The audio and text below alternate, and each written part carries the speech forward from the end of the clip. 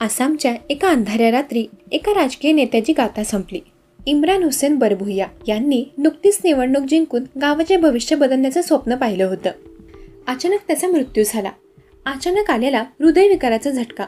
गावकऱ्यांनी डोळे पुसले, श्रद्धांजली वाहिली आणि लवकरच सर्व काही विसरून गेले. पण एक माणूस, इम्रानचा धाकटा भाऊ नजीब, शांत बसला नाही. त्याला एका क्षणासाठीही विश्वास बसत नव्हता की त्याचा निरोगी आणि उत्साही भाऊ अचानक सोडून जाईल. इम्रानच्या मृत्यूच्या 4 दिवसांनंतर जेव्हा घरातून एका विचित्र मागणीने दुःखाचं वातावरण भेदले गेले, तेव्हा नजीबचा संशय अधिकच बळावला. त्याला जाणवले हे फक्त दुर्दैव नाही, तर त्यामागे एक थंड डोळ्यांनी रचलेला भयानक कट आहे. इम्रानच्या मृतदेहावर माती टाकली गेली होती, पण त्याच्या आत्म्याला अजूनही न्याय मिळाला नव्हता. आता प्रश्न होता, नजीब हा भयानक कट उघड करेल का? आणि त्या कटामागे नेमकं कोण होतं? चला तर बघूयात सविस्तर घटना.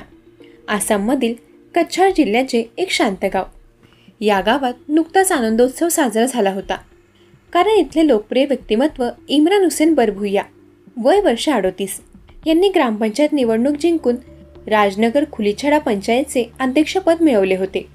त्यांच्या विजयाने गावकरी उत्साहात होते आणि त्यांच्या नेतृत्वाखाली गावाचा विकास होईल अशी स्वप्ने ते पाहत होते. इम्रान एक साधा पण मनमिळावू माणूस म्हणून ओळखले जात होते. त्यांच्या कुटुंबात त्यांची पत्नी रीना बेगम आणि 2 मुले होती. रीना सुंदर होती, पण तिच्या डोळ्यात एक वेगळंच तेज होतं, जे सहसा तिच्या पतीला दिसत नव्हतं. विजय मिळाल्यानंतरच उत्साह शांत होत असताना 11 ऑगस्टची ती रात्र. घरात सर्व काही शांत होतं. इम्रान आपल्या कामावरून थकून येऊन घरी जेवायला बसले. रीनाने मोठ्या प्रेमाने जेवण वाढले. त्या जेवणात काहीतरी वेगळं होतं, जे इम्रानला जाणवलं नाही. जेवणानंतर इम्रान गाढ झोपले. ती झोप कधीही न संपणारी होती. दुसऱ्या दिवशी सकाळी रीनाने घरात हंबरडा फोडला. इम्रानला हृदयविकाराचा झटका आल्याचं तिने कुटुंबाला सांगितलं. एका दिवसापूर्वीचा जल्लोष आता शोकात बदलला होता. कुटुंबाने आणि गावकऱ्यांनी शोक व्यक्त केला. दुसऱ्याच दिवशी म्हणजे 12 ऑगस्टला इम्रानला दफन करण्यात आले. या घटनेने संपूर्ण गाव सुन्न झाले होते. इम्रानच्या अकस्मात मृत्यूने अनेकांना धक्का बसला होता. पण या शोकाच्या वातावरणात एक माणूस होता, ज्याच्या मनात शंकेची पाल सुकसुकत होती. तो होता इम्रानचा लहान भाऊ नजीब बरभुया. नजीबला आपल्या भावाचा मृत्यू इतक्या सहज स्वीकारता येत नव्हता. इम्रानला कोणताही आजार नव्हता. तो पूर्णपणे निरोगी होता. मग हा अचानक हृदयविकाराचा झटका कसा? नजीबचा संशय अधिकच वाढला, जेव्हा केवळ 4 दिवसांनंतर रीनाने कुटुंबातील सदस्यांकडे इम्रानच्या संपत्तीत वाटा मागितला. एवढ्या मोठ्या दुःखातून बाहेर न पडता रीना इतक्या लवकर आर्थिक गोष्टीवर का बोलत आहे, हा प्रश्न नजीबच्या मनात घर करून बसला. त्याला रीनाच्या डोळ्यात दुःखापेक्षा वेगळेच भाव दिसत होते. नजीबने शांतपणे आपल्या काही जवळच्या मित्रांना सोबत घेऊन या प्रकरणाची गुपचूप चौकशी सुरू केली. त्यांना सुरुवातीला काही सुगावा लागला नाही, पण त्यांनी रीनावर नजर ठेवली. एका संध्याकाळी नजीबच्या मित्रांनी रीना आणि बशीर उझमान लष्कर उर्फ बिजू यांच्यातील झालेले काही व्हॉट्सअप चॅट्स पाहिले. बिजू हा इम्रानचा जुना ड्रायव्हर होता. इम्रानने काही कारणावरून त्याला कामावरून काढले होते, पण बिजूच्या आईच्या विनंतीवरून त्याला पुन्हा कामावर ठेवले होते. व्हॉट्सअप चॅटमध्ये काहीतरी गडबड होती. त्यातला एक मेसेज तर नजीबच्या पायाखाली जमीन सरकवणारा होता. रीनाने बिजूला पाठवलेल्या एका मेसेजमध्ये लिहिले होते, आतापर्यंत मृतदेह सडून गेला असेल, काळजी करू नकोस. हा मेसेज वाचताच नजीबच्या सर्व शंकांची पुष्टी झाली. हा हृदयविकाराचा झटका नव्हता, ही एक सुनियोजित हत्या होती. नजीबने तातडीने 20 ऑगस्ट रोजी ढोलाई पोलीस ठाण्यात तक्रार दाखल केली. त्याने पोलिसांना सर्व व्हॉट्सअप चॅट्स आणि आपले संशय सांगितले. पोलिसांनी या प्रकरणाचे गांभीर्य ओळखले. 22 ऑगस्ट रोजी पोलिसांनी मोठा निर्णय घेतला. त्यांनी जिल्हाधिकाऱ्यांची परवानगी घेऊन कब्रस्तानात जाऊन इम्रानचा मृतदेह बाहेर काढला. जेव्हा कबर खोदली जात होती, तेव्हा संपूर्ण गावात ही बातमी वाऱ्यासारखी पसरली. गावकऱ्यांनी मोठ्या संख्येने घटनास्थळी गर्दी केली. त्यांना सुरुवातीला विश्वास बसत नव्हता, पण जेव्हा पोलिसांनी मृतदेह बाहेर काढला आणि तो शवविच्छेदनासाठी पाठवला, तेव्हा गावकऱ्यांमध्ये संतापाची लाट उसळली. ढोलाई पोलीस ठाण्याचे प्रभारी कुलेंद्र हुजुरी यांनी तपास सिलचर पोलिसांकडे सोपवला. पोलिसांनी रीना आणि बिजूला ताब्यात घेतले. सुरुवातीला दोघेही काहीही बोलत नव्हते, पण पोलिसांनी बिजूची कसून चौकशी केली. तेव्हा बिजूने सर्व सांगितलं. बिजूने सांगितलं की गेल्या काही दिवसांपासून त्याची रीनासोबत अनैतिक संबंध होते. दोघांनी मिळून इम्रानला संपवण्याचा कट रचला होता. या हत्येमागे फक्त प्रेम संबंधच नव्हते, तर एक मोठा आर्थिक उद्देश होता.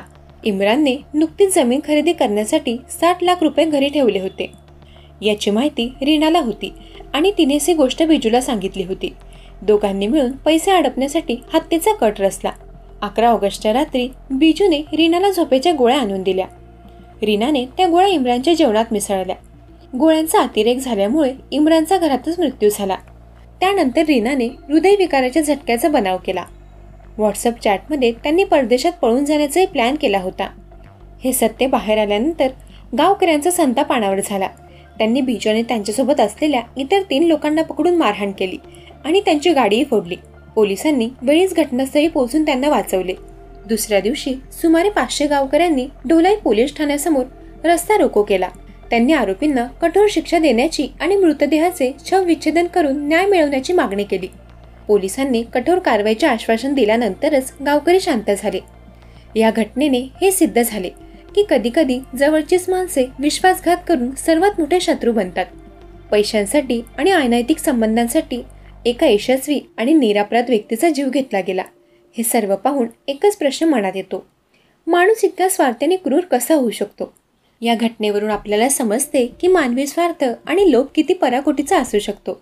इम्रानची पत्नी रीना, जिच्यावर त्याचा पूर्ण विश्वास होता, तिनेच पैशांसाठी आपल्या पतीची हत्या केली. 60 लाख रुपयांच्या मोहापायी तिने आपल्या आयुष्याच्या सोबतीचा जीव घेतला. ही घटना दर्शवते की काही वेळा माणूस पैशाच्या लालसेपायी रक्ताच्या नात्यांनाही विसरतो.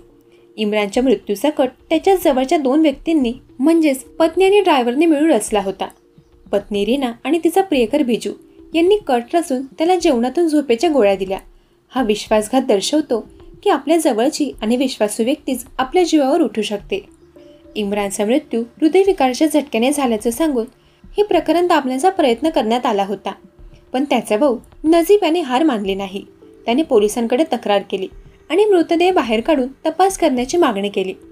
त्याच्या या धाडसामुळेच या हत्येचा पर्दाफाश झाला. हा बोध आपल्याला शिकवतो की योग्य वेळी आवाज उठवला तरच न्याय मिळतो.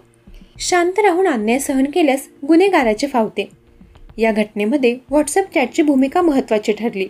आरोपींनी हत्येचा कट व्हॉट्सअप चॅटवर रचला, पण त्याच व्हॉट्सअप चॅटने त्यांचं कारस्थान उघडकीस आणले. यातून एक गोष्ट स्पष्ट होते की आधुनिक तंत्रज्ञान जसं की सोशल मीडियाचा वापर गुन्ह्यासाठी केला जातो, पण त्याचबरोबर तो पुरावा म्हणूनही उपयोगात येतो. तंत्रज्ञान हे दुधारी तलवार आहे. त्याचा वापर कसा करायचा हे आपल्यावर अवलंबून आहे. ग्रामपंचायत अध्यक्ष म्हणून निवडून आलेले इम्रान हे समाजासाठी एक आशेचे किरण होते, पण त्यांच्याच जवळच्या व्यक्तींनी त्यांचा विश्वासघात केला. समाजात असे कृत्य घडल्याने नैतिक मूल्याची घसरण होत आहे. समाजाला पुन्हा एकदा माणुसकी आणि नैतिकतेचं महत्त्व समजून घेणं गरजेचं आहे. या घटनेतून हे स्पष्ट होतं की मानवी संबंधांमध्ये वाढलेला स्वार्थ आणि विश्वासघाताची प्रवृत्ती किती घातक असू शकते. एका निरपराध व्यक्तीचा जीव घेण्यामागे केवळ आर्थिक लोभ नव्हता, तर नात्यातील पोकळपणा आणि अनैतिक संबंधांचे जाळे होते. हे प्रकरण आपल्याला सतर्क राहण्याचा आणि आपल्या जवळच्या नात्यांकडे अधिक लक्ष देण्याचा बोध देते. दरम्यान या घटनेवर तुमची काय प्रतिक्रिया आहे ते कमेंट करून नक्की सांगा. जर तुम्हाला अशा सत्यकथांमध्ये रस असेल तर क्राईम कोड मराठी या यूट्यूब चॅनलला जरूर सबस्क्राईब करा. तोपर्यंत सतर्क रहा, सावधान रहा. धन्यवाद.